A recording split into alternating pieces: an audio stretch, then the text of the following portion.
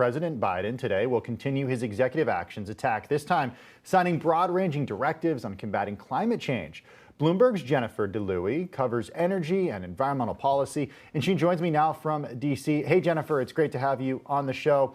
What are we expecting to hear from President Biden today?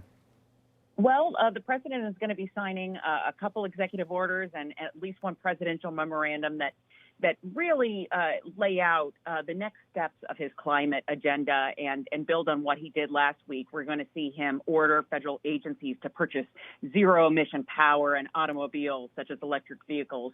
We're going to hear him tell agencies you need to put science at the very top of your decision-making. He's going to tell the Interior Department to pause oil and gas leasing on federal land. Really, there's just a slew of actions he's setting in motion today, and they're really all about, building an affirmative agenda to combat climate change and emphasize climate change in the government's decision-making. So here's something that's so interesting. Just this morning, in the last hour, you published a story that talked about how the Biden administration has already issued dozens of oil drilling permits just in its first few days. How did this happen, given what Biden's executive action is going to be? Right. So there's a real, it gets in the weeds a little bit, but what we're talking about here is pausing leasing, pausing the issuance of new oil and gas rights on federal lands. But the administration has been very clear it is not stopping, at this point, it is not stopping permitting on existing leases. So if you're drilling an oil well on federal land in Wyoming, you can keep doing that. You can even get new permits to do so. And that's what we've seen in the last week. The government is still issuing those permits. But what it is doing, and starting today with this order, Biden is saying, I'm going to do a searching, my agencies are going to do a searching review of how we lease and develop federal land for oil, gas, and coal. And at the end of this review, in about a year, we may see some bigger changes. Interestingly enough, energy stocks right now are the only stocks in the S&P 500 in the green as a sector, up close to 1% right now. What is the effect that these executive orders, or just the Biden administration in general, having on oil companies? Well, so right now, oil companies across and their representatives in D.C. are scrambling to figure out their next steps.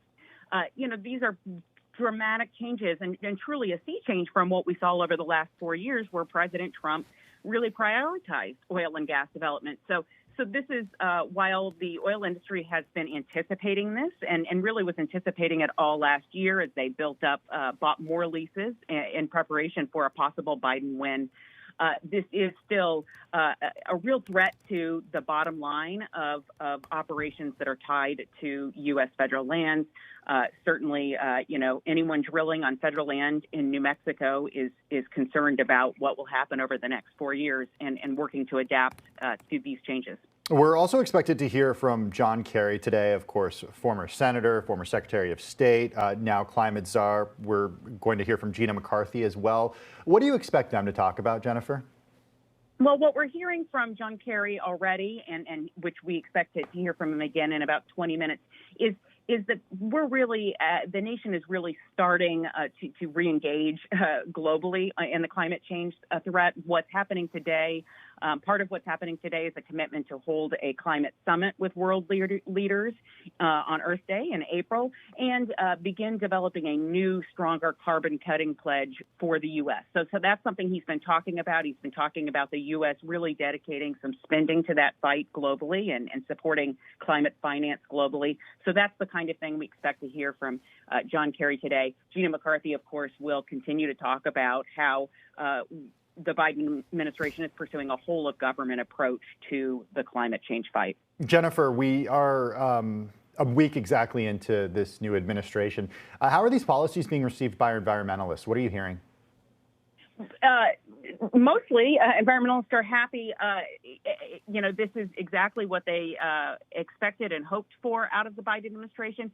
That comes with one big caveat. Many of them want the administration to go much, much further. So that while they are excited about these early steps, they want these to not be the last. Today, for instance, many environmentalists who have called for a permanent leasing ban are cheering the temporary moratorium. They want to see, and have been very clear, they want to see that made permanent. These actions aren't enough to keep them happy long term, but they're excited about the change in direction so dramatically in just, as you put it, 7 days. Bloomberg's Jennifer DeLuey. Thank you so much for your time, Jennifer. Always great to have you on the show.